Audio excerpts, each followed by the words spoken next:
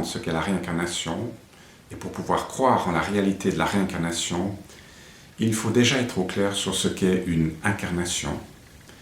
En effet, avant de se réincarner, il faut s'être incarné une première fois.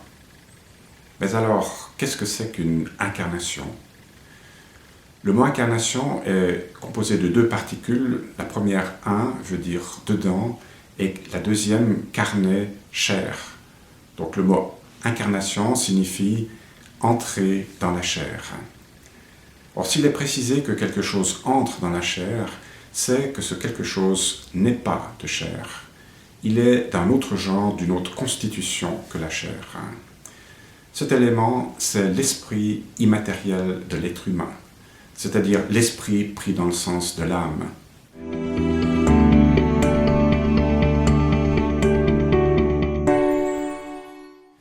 L'esprit vient du plan spirituel, qui est le plan le plus élevé de la création, et d'où sa constitution beaucoup plus fine, éthérée que celle du corps physique, qui est fait avec de la matière dense. L'esprit, c'est notre moi véritable, c'est le siège de notre libre arbitre, de notre conscience, de notre volonté. À cause de la différence de genre entre l'esprit et le plan terrestre, l'esprit qui veut venir séjourner sur Terre doit revêtir un instrument, une enveloppe qui lui sert d'intermédiaire entre les deux genres et qui lui permet aussi d'agir dans la matière et d'appréhender, c'est-à-dire ressentir ce qui se passe dans la matière. Et cet instrument, c'est le corps physique qui est en préparation dans le ventre de sa future mère.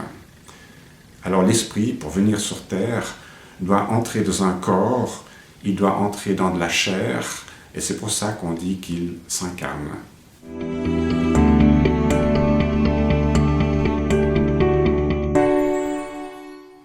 Comme nous venons de le voir, l'esprit s'incarne dans un corps, il va l'animer et l'utiliser tout au long de sa vie terrestre, et à la fin de celle-ci, à la mort, l'esprit va se séparer du corps et va se rendre dans les plans de l'au-delà.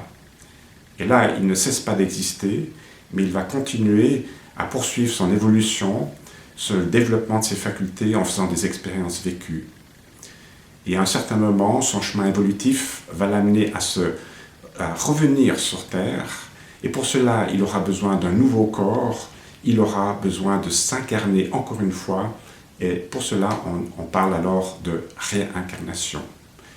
Et le terme réincarnation s'utilise pour la deuxième incarnation, comme la troisième et toutes les incarnations qui vont suivre.